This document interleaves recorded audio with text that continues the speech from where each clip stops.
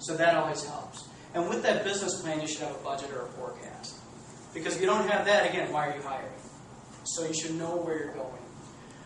Always recommend seeking out professional advice, whether it be your financial planner, your accountant, your banker, whoever it is.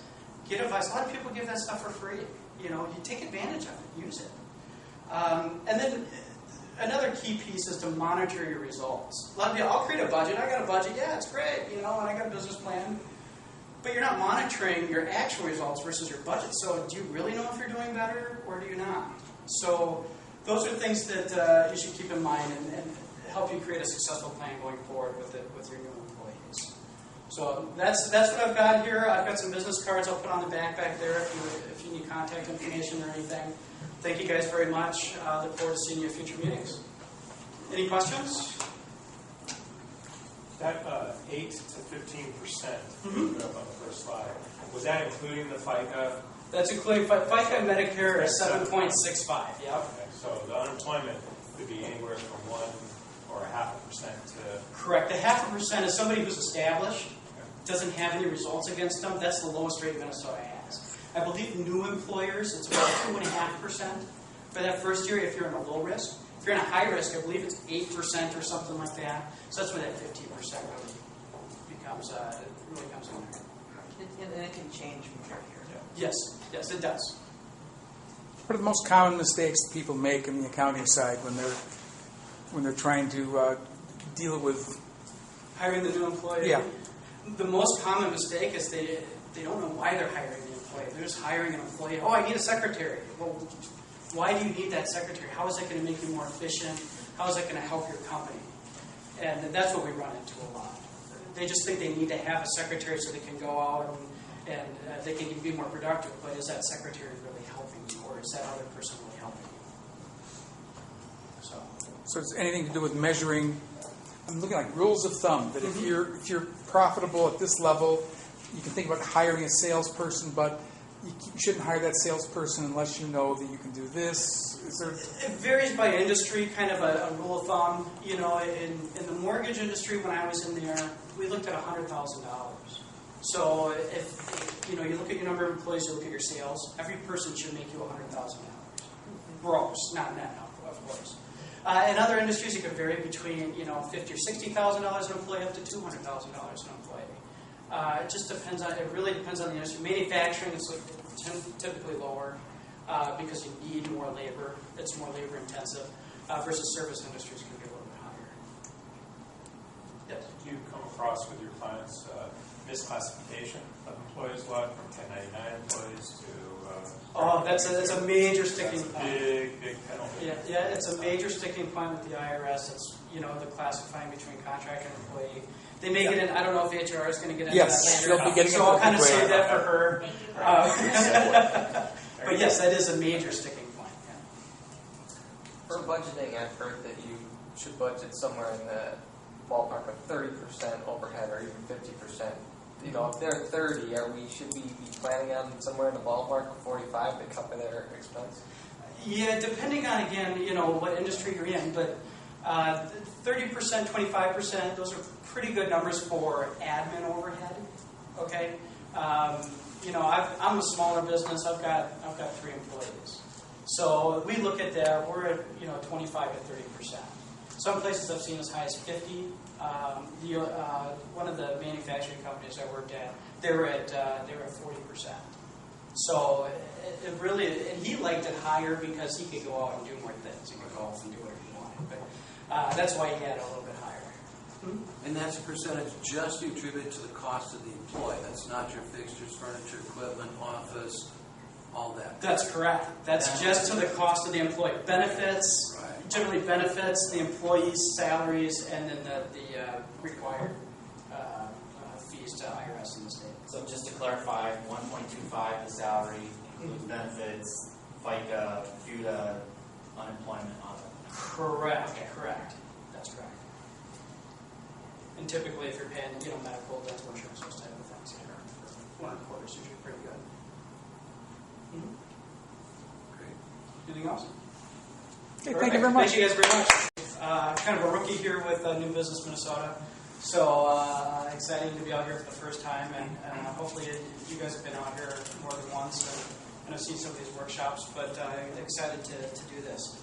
I'll give you a little information on myself. My name is Bryan Cremeen. I'm the founder and managing partner of AccountSource. We started in 2004. I had 6 clients, and last year we had over 500. Now, 20% of those, about 100 of those are businesses. We do individual taxes as well. So that's the majority of our clients. We focus on small, under 50 employees, and emerging businesses. Emerging businesses being, you may have 15, 20 employees, but you're at a high growth rate. You're really trying to ramp up. And so we work with you on how to budget and plan for the future. In that future, you could be doubling in size in 12 months. So we really work on those type of things. We offer payroll, accounting, taxes, your typical accounting firm. And then we bundle those services and monthly fees to make budgeting easier for you too. So that's how we really try to help the small business owner. It seems that they always have trouble with budgeting, and so we want to help with that. I am an enrolled agent. I am not a CPA.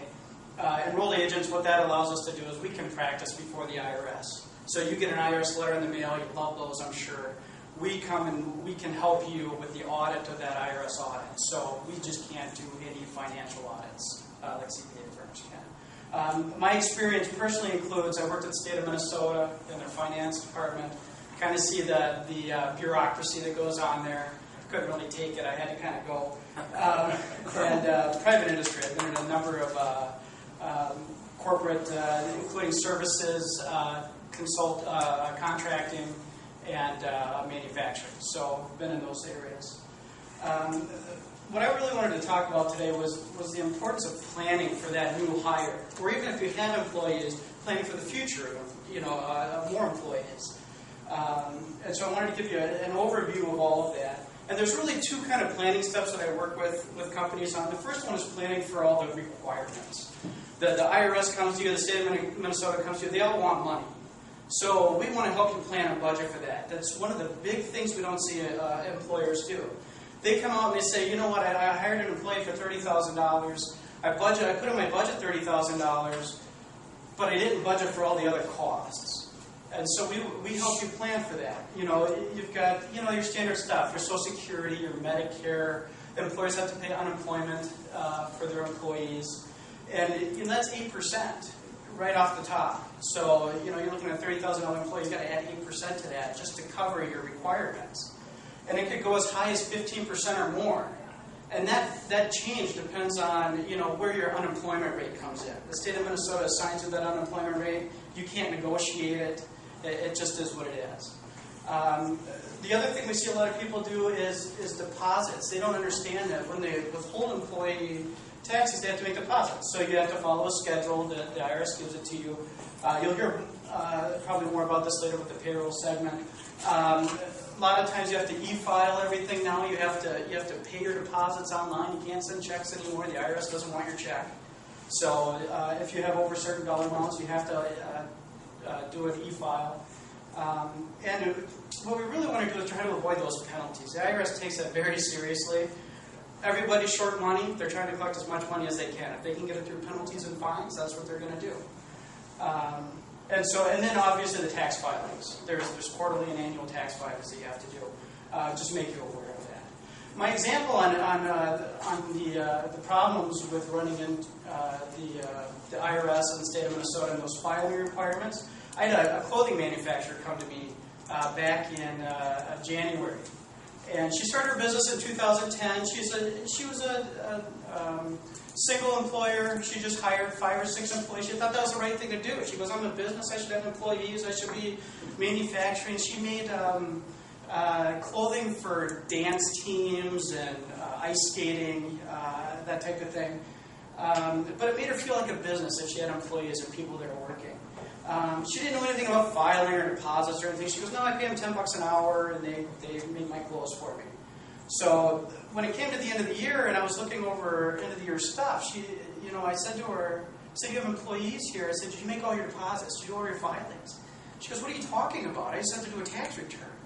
I said, no. I said, we got to take those deposits. Well, that Social Security you took from those employees and your portion, we have to give to the IRS. And it turned out she had about $5,000. And now she's a small business. She just started in 2010. She doesn't have a lot of money. she freaked out. She said, "Oh my God, how am I going to pay this? What am I going to do?" And she doesn't have a lot of expendable cash. So I sat down with her. We went over her budget, looked at her, and I just said, "Here's what we need to do. Your business can't really support the number of employees you have. So either you have to ramp up sales, or you have to drop employees." So she cut back on some of her employees. She does all her selling through these trade shows and stuff like that. She cut back on some trade shows, and that's how we were able to get her back within her budget to make sure that she's successful going forward. The other thing you have to look at is you have to plan for your business needs. Not just, you've got your regulatory requirements, you also have business needs. Office space. Do you need an office? Do you have an office? Is your office big enough? You have equipment. Your employees, for them to work right, have to have computers, phones, all those type of things. Those are expenses that a lot of people go, okay, we need that, and they don't really budget for it. And they don't realize how expensive it can get. So you got to really plan for that. You've got training. Now, training may be a soft cost. Training may be you going through and training your employee, maybe somebody else training your employee. But there's a cost there. That cost is you're not out selling. You're training. And hopefully that reaps your rewards in the end. But you've got to plan for that. And you've got management costs. You've got to manage them. You've got to make sure they're doing what they're supposed to be doing. Those type of things. My example for this, I'll give you a little example on each one of these. I worked in a mortgage company back in 2002, 2003. Now, if you guys remember the industry back then, the mortgage industry, rates were really low. You could sell anything to anybody at any time. I mean, you could pull anybody off the street and do it. At least that's what all the owners thought. Okay. So I worked at a mortgage company. I was the controller over there. I had 3 owners. Didn't really like to listen, so I didn't work there anymore. I left. But they had lots of office space. They owned this office building, and at 2 levels, no other tenants in there. They're the only people. Okay, they bought this for future expansion, and they had, at the time that I started, they had 12 employees. So 12 employees, $1.2 million they were doing, pretty good ratio per employee. But they had this huge office building, and the owner came to me and he said, "We're going to fill this whole office building with people.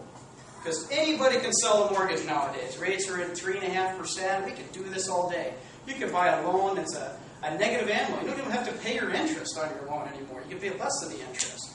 So everybody, he said, "We're going to fill this whole thing." I said, "That's a terrible idea." He said, "No, we're going to do it anyway." So we did. He hired 100 employees.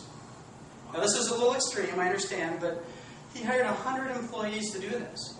I couldn't find 30 qualified mortgage loan officers at that time period, much less 100.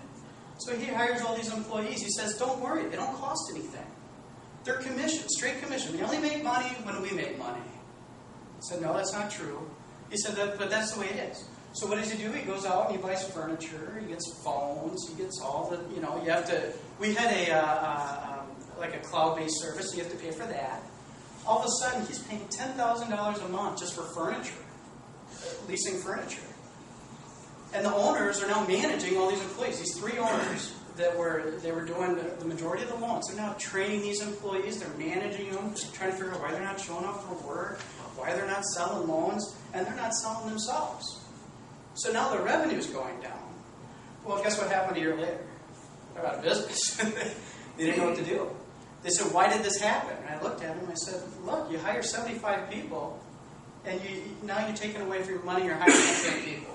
So those are the things you have to think about when you're hiring employees. Now, again, this is a little extreme, but you kind of get the idea of the situation. So the key to successful planning is know why you're hiring that employee. Don't just hire an employee to hire an employee. Know what their purpose is, how it's going to help you. How, by them being there, is going to help you increase your sales or do what you do more efficiently. Okay? Is why you're hiring, is it just a temporary business increase? Or is it sustained growth? If it's just a temporary business increase, maybe you don't want to hire an employee, maybe you want to hire a contractor. Maybe you want to hire from a temp agency. There's all these different ideas behind that. Versus sustained growth. If you see that increase going a long time, maybe it is time to hire. The most important thing, and I can say this till I'm blue in the face, is a business plan. You have to know where your business is going. If you don't know where it's going, it's hard to plan for the future. And so by having a business plan, your bankers love it.